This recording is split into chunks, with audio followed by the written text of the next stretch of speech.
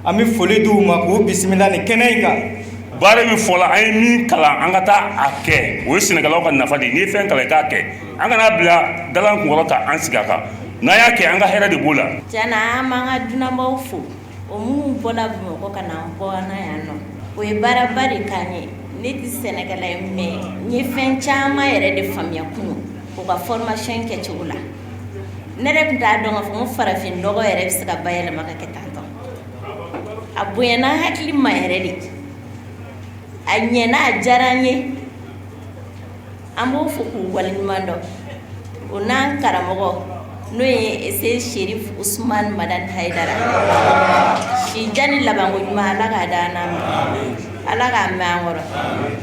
tiɲɛna a diyara n ye yɛrɛ de. Kucala mara CMDT a ka lasigiden kɛrɛnkɛrɛnnen min tun bɛ kɛnɛ kɔnɔ a nisɔndiyalen ye foli ni waleɲumandɔn ni barikada kɛ ka ɲɛsin silamɛya dɛmɛtɔ Ansaru kɛrɛnkɛrɛnnenya a Seyid Sherif Usman Madani Haidara ma ka sanga ni nin hakilina ɲuman in tali ye. Kalanni a diyara ne ye mun na parce que an yɛrɛ CMDT baarakɛla an b'a fɔ ko ka diversification kɛ an tɛ fɛ mɔgɔw ka to dɔrɔn kɔɔri saɲɔ kenige kaba ani baganbalo kan u ka fɛn wɛrɛw sɛnɛ n'an k'a ma ko diversification o bi dɔ fara u ka sɔrɔ kan a b'u yiriwa a b'u taa ɲɛ a b'u basigi parce que san kelen ni i ka sɛnɛfɛn dɔ ma ɲɛ ni fɛn wɛrɛw b'i bolo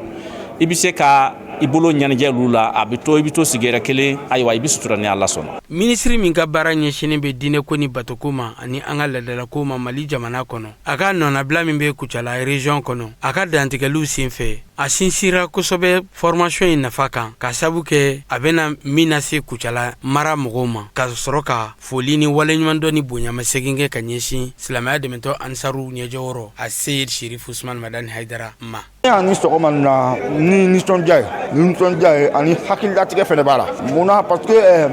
ni jamakulu dɔra mɔgɔw sɔrɔ k'a fɔ ko u bɛna sɛnɛkɛlaw fɛnw yira sɛnɛkɛlaw la u tun tɛ fɛn min dɔn yala sa pour que dunkafa bɛ se ka kɛ cogo min na ka ɲa surtout min yɛrɛ y'a belebele ye a tɛ ka kɛ Kucala dɔrɔn n bɛ ka kɛ Mali fan 14 bɛɛ la Amsar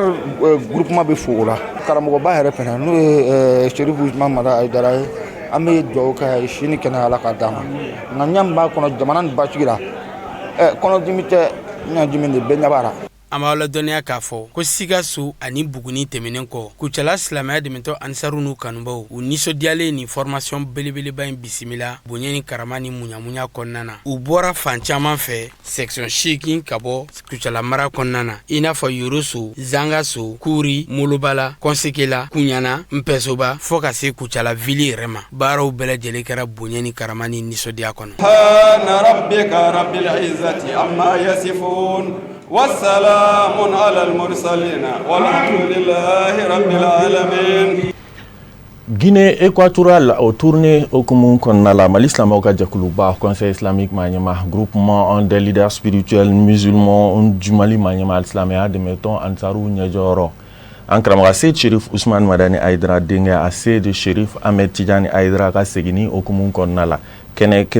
belebele dɔ o sigira ka bɛn ni février kalo tile 3 ye Malabo kaw fɛ Guinée équatoriale faaba kɔnɔna la karamɔgɔ Musa Fanba bɛ walawalali kɛ a ko kunna.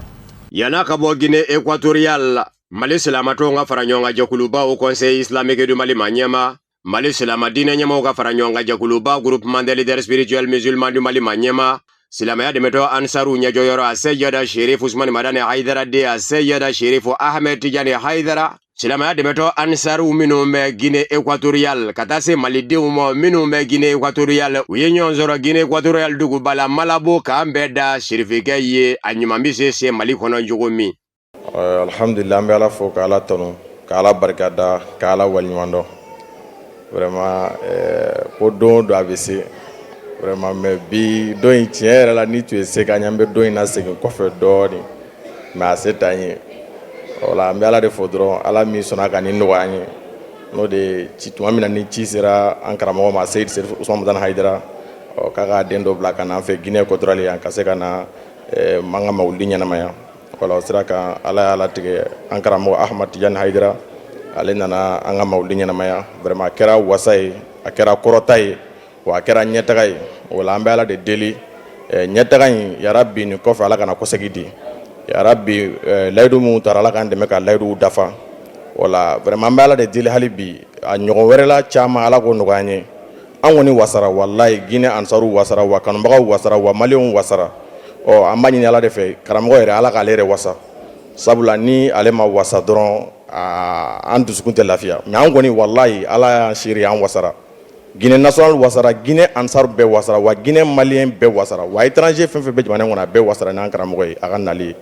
wala n'ale wasara o de b'an lafiya a n'a ka délégation bɛɛ seereya ka caaman kɛra kɛnɛ in kɔnɔ sirifikɛ do Guinée équatoriale a n'a bɔli kobaw minnu kɛra da donna nin bɛɛ lajɛlen la ka waleɲumandɔnboli kɛrɛnkɛrɛn ka ɲɛsin Mali silamɛw ka ɲɛmaaba a Seyada Sherif Ousmane Madani Haidara ka wolokansigi mɔ.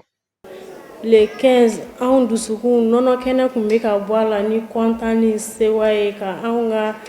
sirifukɛ kunbɛn ko sirifukɛ kunbɛn anw kan nka nin waati in na ka bɛn le 3 février ma dusukasi bɛ an bɛɛ kan wallahi n'i ye se kɛ an ye an kun tɛ sigi nin yɔrɔ nin na sisan k'a mɛn an tulo la ko serifu bɛna segin Mali la vraiment an dɛsɛ de bɛ a kɛ mais fɛn min bɛ dusukun na ala de b'a dɔn an bɛ dugawu dɔrɔn de kɛ tagama nin ala k'a kɛ dayɛlɛni ye anw ma ala k'a kɛ ko ye fɛn min bɛ don sirifukɛ n'a juguw cɛ yarabi mɔgɔ o mɔgɔ b'a ɲini k'a bɛ lebu se i n'i ka du ma ala ka lebu se a tigi ma fɛn min bɛ se k'a ɲina aw kɔ mɔgɔ o mɔgɔ b'a ɲini k'a bɛ tɔɔrɔ se aw ma ala ka tɔɔrɔ se o tigi ma fɛn min bɛ o ɲina aw kɔ ala k'aw ka du kisi k'a kɔlɔsi ka bureau national bɛɛ lajɛlen fo vraiment se t'an ye de mais setigi ye ala ye an jigi b'a kan nin kɛnɛ in caman ala bɛna yira an na an dalen b'a la fana a laban tɛ kɛ nin ye an mago bɛ sirifukɛ in n'an fɛ yan sanga ni wagati vraiment nin kɛnɛ in ko nin ye barabila fɔli ye dɛsɛ dɔrɔn de b'a to an b'a mɛn an tulo la mais an bɛ dugawu kɛ tagama nin ye anw bonya a ye an kɔrɔta a ye amsaruw bonya yira Guinée dugumakolo kan anw bɛ waso ni ninnu ye wa an ye bonya sɔrɔ n'u ye an ye kɔrɔta sɔrɔ n'u ye wa an bɛ segin ka taa bata Guinée fan bɛɛ anw tɛgɛ kɔrɔtalen de don jigincogo t'a la ala ni nin sirifukɛ nɔrɔmani sɔrɔli ye nin dugumakolo in sanfɛ anw bɛ ala fo ka ala barikada ka tila k'an karamɔgɔ fo a bɛɛ sababu ye cɛba min ye si jan ni si barikama ala k'a di anw fa in ma a n'a ka denbaya bɛɛ lajɛlen nin waati la an nisɔndiyalen don ni an ka sigi ye jamiyatu ansaru din al-islam n'o ye diinɛ silamɛya kɔnɔ minnu ka wulikajɔ ye ko ala dɛmɛli diinɛ dɛmɛli ni o de wele ko al-ansar Allahu akbar an b'aw fo kosɛbɛ Guinée yan naam an bɛ kanuɲɔgɔnw fo tiɲɛ ka fara aw kan o ka kan dɛ idara alhamdulillah ala y'a latigɛ wallahi min kun ɲinina san jan naam k'a fɔ Seyidi Sherif Ousmane Madani Haidara walima a den an ɲɛ ka da o dɔ kan an fɛ yan k'an ka kanu yira kodi dɛ an filɛ o kanu yira de la a filɛ dɛ wa ala sɔnna ala y'o latigɛ naam ka bɛn ɲinan san ma 2026 an ɲɛw ka da ɲɔgɔn kan kanu minnu kɛra a dɔw waati ka jan nka i bɛ taa sɔrɔ an tɛ ɲɔgɔn dɔn fiyewu an ma deli ka ɲɔgɔn ye siga t'o la dɛ o la an ka ɲɔgɔn ye ka ɲɔgɔn dɔn kuma dɔ la u bɛ kɔrɔkɔrɔyali de kɛ kanuw la kɔrɔkɔrɔyali don n'o tɛ i ni dɔ ma ɲɔgɔn ye fiyewu i ni dɔ bɛ si ɲɔgɔn kan i n'o de ka sɔrɔ ka tɛmɛ i ni min bɛ si ɲɔgɔn kan siga t'a la dɛ Haidara laseli min kɛra nin tile damadɔ in kɔnɔ ala ni ce cɛ joli muso joli an b'aw ladɔnniya k'a fɔ Mali silamatɔnw ka fara ɲɔgɔn kan jɛkulubaw Conseil islamique du Mali ma ɲɛma Mali silama diinɛ ɲɛmaw ka fara ɲɔgɔn kan jɛkuluba groupement des leaders spirituels musulmans du Mali ma ɲɛma silamɛya dɛmɛtɔ ansaru ɲɛjɔyɔrɔ a Seyada Sherif Ousmane Madani Haidara de a Seyada Sherif Ahmed Tijani Haidara donna Mali kɔnɔ Bamakɔ Bangoni Jɛngɛnɛbugu kɛrɛnkɛrɛnnen ɲɛna ka bɛn ni araba février kalo tile 4 wula tile an b'a ye ka bɔ Guinée équatoriale. Mali islamique ka jɛkuluba Conseil islamique ma ɲɛma groupement des leaders spirituels musulmans du Mali ma ɲɛma silamɛya dɛmɛtɔ ansaru ɲɛjɔyɔrɔ an karamɔgɔ Seydi Sherif Ousmane Madani Haidara denkɛ Seydi Sherif Ahmed Tijani Haidara ka Guinée équatoriale tournée bannen kɔfɛ a n'a ka délégation bisimilala Bamakɔ ka bɛn ni février kalo tile 4 banni na a bɔnnaw kanubagaw fɛ Kadiatou Traoré ani Ibrahim Koulibaly ka sɔrɔlenw don. Maaw bɔla iko kɔnɔkulu cɛw ni musow denmisɛnni maakɔrɔba kabiri madarasa Saudu Ziwaza kuru donda la fo ka taa bila kunbɛli kɛnɛ kan ni ka baya karamɔgɔ denbaya karamɔgɔ Aseri Sherif Ahmed Tidiane Haidara ale n'a ka tamadenw bisimila ni ka kɛ wale ɲumandɔn ani bonyamasegi ka ɲɛsin y'a bani de Aseri Sherif Ahmed Tidiane Haidara ma ka sanga n'a ye wulikajɔ ani cɛsiri min kɛ diinɛ équatorial dugukolo kɔ kan diinɛ laseli la diinɛ min ko bɛn kelenya ani koto ɲɔgɔn ta la o laseli la nin kunbɛli kɛnɛ belebele in sababu ɲuman ye groupe banina bonaw kanubaw ka waleya ye ni ka kɛ bonyamasegi ye ani wale ɲumandɔn ka ɲɛsin Sherif Ahmed Tidiane Haidara ma. Sherif Ahmed Tidiane Haidara wagati min na a bɛ taa Guinée Équatoriale an ye duwawu kɛ ka duwawu ɲini k'a ɲini Ala fɛ Ala ka taa ni an ka shirifikɛ ɲuman ye k'a ɲuman segin an ma hɛrɛ la an y'a kalifa Ala de la Ala min ka kalifa tɛ tiɲɛ Ala sɔnna Ahmed Tidiane Haidara ɲuman taara k'a ɲuman segin ka na anw yɛrɛ sɔrɔ ba Maliba kɔnɔ donc o nisɔndiya de y'an bila nin na an ye kɛnɛ sigi ka accueil k'a la k'a kunbɛn an ka président d'honneur n'o ye Maliki Tesuke ni y'ale ka laɲini de ale mana taa jamana o jamana n'a ye hɛrɛ sɔrɔ ye n'a ye nisɔndiya sɔrɔ ye a ka d'a ye karamɔgɔ Haidara n'a ka denbaya kelen kelenna bɛɛ lajɛlen ka se kabini nin waati ma se a y'a kanu Sherifu ka ye nin yɔrɔ in na donc o de kama ale fana y'a ka baara bɛɛ lajɛlen bila ka tugu Ahmed kɔ k'a dɛmɛ nin jahadi na ka tila ka tugu a kɔ ka n'a bila ba Maliba la ye. Fɛn min ye Guinée Équatoriale Jamiatul Ansarudine ɲɛmaw ye olu ye maaw kɛrɛnkɛrɛn ni ka zamzamiw den Aseri Sherif Ahmed Tidiane Haidara ni ka bisimila fa faso ba Maliba kɔnɔna na. Tuma min na an y'a ɲini an karamɔgɔ fɛ Aseri Sherif Ousmane Madana Haidara k'an mako b'a joli dɔ la Guinée Équatoriale a ka se ka na dayɛlɛli kɛ sabu Guinée tiɲɛ yɛrɛ la jamana min don a datuguni don nka Ala sɔnna karamɔgɔ y'an ka wele jaabi ka jɛn di ngolokansigi ma n'o ye Sherif Ahmed Tidiane Haidara ye a nani Guinée a kɛra fatu Guinée Équatoriale ye sabu Guinée dayɛlɛla depuis Ala ye Guinée sigi Sherif nana wajulu min kɛ a ɲɔgɔnna ma deli ka kɛ wa jama min bɔra a ka wajulu kɛnɛ kan a ɲɔgɔnna ma deli ka kɛ wa mɔgɔ min fana ye bayi a kɛ a bolo depuis Ala ye Guinée dan a ɲɔgɔnna ma deli ka kɛ vraiment o baara bɛɛ hukumu kɔnɔna na Bureau national y'a laɲini an ka Seydou ko accompagner ka na a nɔfɛ ka na folikan di la famille chérifienne ma kɛrɛnkɛrɛnnen la karamɔgɔ ani fadi mɔgɔ n'Ala ka jɛn o le y'an se Mali la bi inchallahu taala. Mamun yela Aseri Sherif Ahmed Tidiane Haidara ka délégation na nin tournée in senfɛ kuma gɛlɛmani tɛnguni kɔ u la u ye ɲɛfɔli kɛ kosɛbɛ nin tournée in baaraw kɛcogow kan. Donna Guinée le 20 kabakoba min b'a la a sera aéroport la Guinée aéroport ni aéroport city kelen yani papier ko ka ɲanabɔ faamaw yɛrɛ de ye mɔgɔw wele ko ka t'u nɔfɛ joona joona u k'u bɔ parce que ko ninnu ye mɔgɔbaw de ye u ma mɛn yɔrɔ la u jɔlen Guinée faamaw bɛɛ wulila pour que ni séjour ni ka se ka kɛ ka ɲɛ ka sɔrɔ diinɛ wɛrɛ mɔgɔw de don an ka ni silamɛya diinɛ olu m'o faamu mais Sagam Tidiane Haidara tale la faamaw yɛrɛ ye wulikajɔ min kɛ u ma deli ka kɛ Guinée dugukolo sanfɛ Guinée tigi dɔ ye u ma kɛ politicien dɔ ye a kɛra kabako ye a yɛrɛ ma lafiya hari miniti kelen a ma lafiya sɔrɔ Ala ni hadamadenw yɛrɛ sogololen dɔw bi bata kabini Ala y'u dan u t'a dɔn ko Ansaru ka 16 bɛ yen mais mɔgɔ si tɛ yen min ma na u bɛɛ b'a fɔ ɲɔgɔn ye dugu mɔgɔ bɛɛ politiciens y'a fɔ an ka cɛkɔrɔba dɔ bɛ yen ko hali san 40 kɛ Guinée ko jamana président nana yen ko min kɛra Serifu ta la ko ma kɛ jama min nana hari a tɛ sali tilancɛ min fa o de fara fo k'a tɔ to ko ale ta ni ɲɔgɔnna ma deli ka kɛ Guinée an taara u ka gouverneur fo olu ko tiɲɛ yɛrɛ la hari ne Serifu ye ko i b'a dɔn ko mɔgɔba don majigi sabali ani nɔɔrɔ ko ninnu nana u ka dugu la ko ye hɛrɛ u ka dugu ma donc ko bɛɛ lajɛlen jɛlen don k'anw sécuriser fo an bɔra Bata ka taa Mɔngɔmɔ ka taa Anyiso olu yɛrɛ u ka mɔgɔw bila k'an sécuriser n'o y'u ka faamaw ye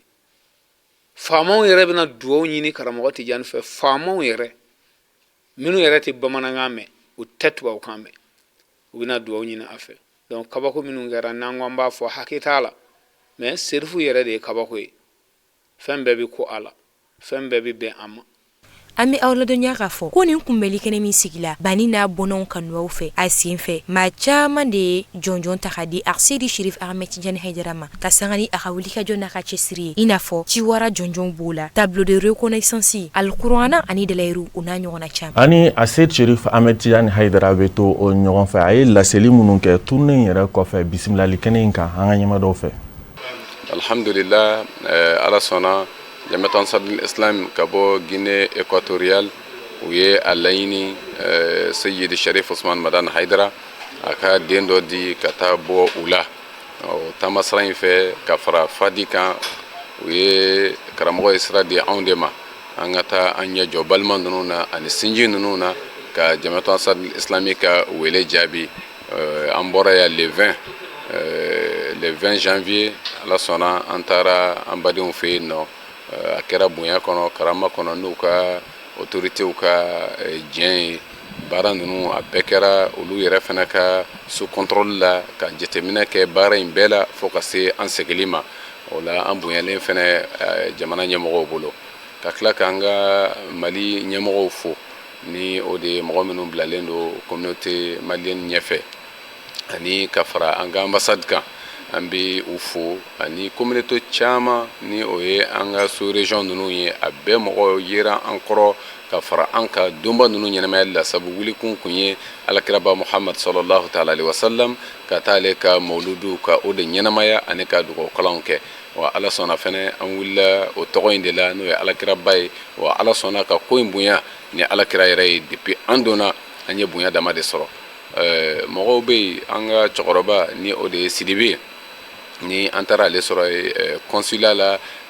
Bata olu de ye an accueilli a ko ɲinan ye a san 46 de ye jamana in kɔnɔ ye a ko mais ale ma deli ka dalajɛ foyi ye politique ko la walima diinɛ ko dɔ la min ni rassemblement minnu kɛra ko ni ɲɔgɔnna minnu kɛra a la o la alhamdulillah o yɛrɛ kɛra fɛnba ye a la mais a kɛra diinɛ tɔgɔ la a kɛra ala ko tɔgɔ la o ye an yɛrɛ nisɔndiya Bata kamalen dɔ gɛrɛla na k'a fɔ ni rassemblement min kɛra ko dabalibanko don ale yɛrɛ bɛ Guinée ya a teri dɔ bɛ yen o bɛɛ bɛ Guinée mais u kun bɛ ɲɔgɔn kalama mais san 10 ni kɔ bi u tɛ ɲɔgɔn kalama fiyewu mais k'u bɛɛ ye ɲɔgɔn sɔrɔ ni mawludu wajulukɛyɔrɔ in de la o la ni kɔrɔ a ye nafaba kɛ an wulikun yɛrɛ sabu kun foyi tɛ an wulili la fo ka taa diinɛ lase a ka faamu o fana na silamɛ minnu bɛ yen olu de y'an bisimila sabu olu de bilala an ɲɛ u ka faamaw yɛrɛ yɔrɔ mais o la a taara kɛ lawasa ye silamɛya yɛrɛ de bolo a ma dan bilen k'a fɔ ansaru ko walima maliyɛn ko la silamɛw yɛrɛ de ka nɔ belebeleba dɔ yera nin taama in na o la fo ka taa se taama in kuncɛli ma ni m'o résumé ye sisan ni silamɛw yɛrɛ y'a ye ko silamɛya ka wasaba dɔ ye nin ye ansaru ka laada ansaru bi yɔrɔ o yɔrɔ nin ye laadaba dɔ y'u bolo u ye min sigi sen kan n'o ye ka ɲɔgɔnnaw dɛmɛ ka joli di min ni an b'a kɛ fan bɛɛ o la mawludu in a baara bɛɛ kun cɛra ni o jolidiba de ye silamɛw yɛrɛ ka alimamiba ni o ye malabo yɛrɛ misiri imam min bɛ yen n'o ye Sheikh Ibrahim ale yɛrɛ de tun bɛ yen k'a ko présider ani ka fara u ka silamɛ ɲɛmɔgɔ tɔw kan u yɛrɛ u kumana ni wasaba de k'a fɔ silamɛya kun ye hinɛ ye silamɛya kun ye makari ye mais jɔn nana ni faamu in ye jɔn ye ni faamu in di jɔn ye nin ko bila sen na o la u b'a yira ko ansaru u ye fɛn min kɛ fɛn de don min bɛ ladege o kɔrɔ nɔ dɔ de don nɔ min kun ma deli ka kɛ fiyewu nin jamana ninnu kan ka kɔn ni acte ninnu ye ani a kɛbaga ninnu kan ni wulikajɔ ninnu ye a ɲɔgɔnna kuma kɛ wa an ka wulikunba yɛrɛ ye sensibilisation ye fɛn kelen de ma ni o de ye silamɛya hakika jogo labaarali de don wa jogo fana sabatira fɛn min ka alakira bolo n'a ye mɔgɔw wele n'o de ye o de ye baya layidi 6 ye wa an y'o de lase an taayɔrɔ bɛɛ wa mɔgɔ min ye baya kɛ o de la kuma dɔ la dɔ bɛ se k'a f'i ye ko nin maa hakɛ don ni a yɛrɛ jate ye a yɛrɛ ka faamu hakɛ la mais jate an kɔni ne yɛrɛ bɛ se ka min fɔ k'a fɔ ka jate kɛ ko an ye nin sɔrɔ coyi o bɛ gɛlɛya la kosɛbɛ ni mɔgɔw wuli cogo ye ani yɔrɔ cogoya ye baya ta cogoya la ani mɔgɔ hakɛ min taara kɛ an yɛrɛ bolo so kɔnɔ i n'a fɔ Ustaz y'a fɔ cogo min o de ka ca o la anw b'a fɔ ala ni ce ala min sɔnna ka nin baara in kɛ hɛrɛ la k'a ɲuman sɛgɛn hɛrɛ la o de la hali ni mɔgɔ kelen ye baya k'anw bolo an ka taama senfɛ anw b'a fɔ mission accomplie avec succès k'a fɔ a ɲɛna a ye a nafa bɛɛ sɔrɔ mais janko mɔgɔ bɛ jate ba la yɔrɔ min o kɔrɔ ala ni ce an bɛ ala de fo ka ala de barikada o la ka sunuya kuma la k'a fɔ tournée bɛɛ kɛra nin kɔrɔta ni wasa de kɔnɔ. Assalamu alaikum wa rahmatullahi ta'ala wa barakatuh. walasa ka diɲɛ fan wɛrɛ kibaruyaw dɔn an ka karamɔgɔ Musa Fɔn b'a lamɛn. a ko ɲɛmɔgɔw fɛ Mohamed El Menfi a ye tasibila kɛ ka ɲɛsin Muammar Kadafi. Sigikafɔ n'u donna Émirats Arabes Unis duguba la Abu Dhabi, Ukraine jamana cidenw ni Russie jamana cidenw jɛ. Amérique jamana ciden gɛrɛngɛrɛnnen fɛnɛ bɛ a kɛnɛ ka Donald Trump tɔgɔ la n'o ye Steve Witkoff ye. Émirats Arabes Unis ka nin jour naani don kɛnɛba min sigilen don sen kan nin bɛna k'a tako filanan ye bawo dɔgɔkun kelen ɲɔgɔn na sigikafɔ tako fɔlɔ kɔfɛ nin ye nin fɛnɛ n'u don dɔ ye. Russie kunnafonidi sira tasi kunnafonidilaw minnu bɛ Émirats Arabes Unis a duguba la Abu Dhabi sigikafɔ kɛnɛ kan o y'a yira k'a fɔ Amérique jamana ciden gɛrɛngɛrɛnnen Steve Witkoff ye a jira ko kasoden minnu bɛ bolola fan filaw fɛ Ukraine ani Russie la bɛn kɛra kan k'a fɔ kasoden 314 bɛ falen ɲɔgɔn na jamana filaw cɛ wa ko Russie jamana ni Amérique jamana ni Ukraine jamana sigikafɔ in kɔnɔ u kan ka dongura fɔ dongura min nɔ u kan ka ɲɔgɔn sɔrɔ hali bi Ukraine jamana kunga ni ka tɛmɛ ni sigikafɔ ye sigikafɔ min daminɛnen filɛ nin ye Émirats Arabes Unis duguba la Abu Dhabi. Russie kunnafonidi sira tasi ye a jira k'a fɔ nafasɔrɔ sirako nasira ka Russie ni Ukraine jɛ ani dugukolo ko nasira fɛ n'a ma ɲɛ k'a fɔ dugukolo caman minɛ bɛ Ukraine jamana na Russie fɛ kɛlɛ kɔnɔ ani mugu mankan dali Ukraine jamana ni Russie cɛ ko Abu Dhabi sigirɔ ko o kuma bɛ sen na. Russie jamana ciden minnu bɛ kɛnɛ kan olu kɔni ye a jira k'a fɔ kabini kelen Donbasi mara o tɛ Ukraine jamana mara dɔ ye bilen bɛɛ ka sigi n'o ye o ka lakodɔn diɲɛ seleke naani jamana bɛɛ fɛ k'a fɔ Donbasi mara kɛra Russie jamana mara dɔ ye. Ukraine jamana mago bɛ danganiya min na k'a fɔ ni mankan kɛra banfɛn ye bi na kɛ a kan bilen Russie jamana fɛ n'u k'o ma ko garantie de sécurité o danganiya bɛna ɲini k'o di Ukraine jamana ma. Diɲɛ seleke naani tɔnba Nations Unies banfula bulalamaw n'o ye casque bleu ye minnu bɛna basigili la diɲɛ ɲɛfɛ jamanaw nɔ olu maaw tɛna kɛ banamingalama ye. Diɲɛ seleke naani kɛlɛbolo wɛrɛ don min bɛ wele ko équipe d'intervention rapide o de bɛna Ukraine. Yala Russie jamana na sɔn o mɔ a tɛna sɔn o mɔ maa tɛ se ka fɛn fɔ o rɔ fɔlɔ. Nin sigikafɔ min n'u donnen filɛ nin ye Abu Dhabi Émirats Arabes Unis duguba la a kunjɛtɔ Émirats Arabes Unis jamana ɲɛmaaw kan ka dantigɛli kɛ dantigɛli min ni Russie jamana ni Ukraine ni Amérique jamana b'i yɛrɛ ye a rɔ. Tasi kunnafonidi sira ye a jira k'a fɔ sigikafɔ min n'u donna Abu Dhabi Émirats Arabes Unis duguba la Ukraine ni Russie cɛ ko maa bɛ se k'a fɔ kabini sigikafɔ daminɛna u ni ɲɔgɔn cɛ ni ɲɔgɔn na ma deli ka ye a rɔ k'a sabu kɛ bɛɛ bɛ k'i sɛbɛ don sigikafɔ baaraw mɔ wa baara ɲɛdɔnnaw de bɛ ka kuma fɛnɛ sigikafɔ kɛnɛ kan. Nazaralatɔnba Union Européenne jamanaw minnu bɛ Ukraine jamana kɔ jango ni ye seko olu ye sigikafɔ in tɛ kɛ u y'a ɲini ɲɛjugu ɲɛɲuman ko u bi ye sigikafɔ in kɛnɛ kan nka Russie kunnafonidi sira tasi ye a jira k'a fɔ u ma se k'u ye sigikafɔ in kɛnɛ kan. Sigikafɔ fɛnɛ kan ka kɛ Amérique jamana ni Iran jamana cɛ juma février kalo tile 6 misibɔ tile kuma Oman duguba la Muscat. Kɔrɔfɔ mɛnna ka bɔ Iran jamana minisiri min ɲɛsin bɛ Iran ni jamana wɛrɛ ni ɲɔgɔn cɛ koɲɛ ɲɛnabɔw mɔ bɔlɔlɔ na sira fɛ ni o ye X ye a ko a nisɔndiyalen bɛ bonyamasegin kɛ ka ɲɛsin a balima Omanikaw mɔ olu minnu ye labɛn bɛɛ lajɛlen bila sen kan jango sigikafɔ in bɛ se ka n'u don Amérique jamana ni Iran cɛ juma yanni minisiri kun ka nin kuma cɛ Iran Axios kunnafonidila dɔ ko Barakara Vida ale kun ye sɛbɛnni kɛ k'a fɔ sigikafɔ min kan ka kɛ Iran jamana ni Amérique jamana cɛ juma février kalo tile 6 Oman duguba la Muscat ko a sigikafɔ bɔra a mɔ a ye sinsin min ka k'o fɔ ko fan filaw ma se ka bɛn sigikafɔ yɛrɛ kɛcogo kan sigi bi kɛ fɛn yɛrɛ min ka kuma o kan ko Iran ni Amérique jamana ma se ka ɲɔgɔn ye o la nka Abbas Araghchi n'o ye Iran jamana minisiri ye minisiri min ɲɛsin bɛ Iran ni jamana wɛrɛ ni ɲɔgɔn cɛ koɲɛ ɲɛnabɔw mɔ a y'a lase ISNA kunnafonidi sira fɛ k'a fɔ juma Oman duguba la Muscat sigikafɔ bɛ kɛ ale Abbas Araghchi ni Donald Trump ka ciden gɛrɛngɛrɛn ni Steve Witkoff cɛ ko a ma bɔ a mɔ wa ko Donald Trump yɛrɛ burankɛ Jared Kushner kan ka ye a kɛnɛ kan san 2025 sigikafɔ 5 ɲɔgɔnna de n'u donna Ameriki jamana ni Iran jamana cɛ nga fan filaw kun tɛ ɲɔgɔn sɔrɔ ɲɛŋɛ ka kuma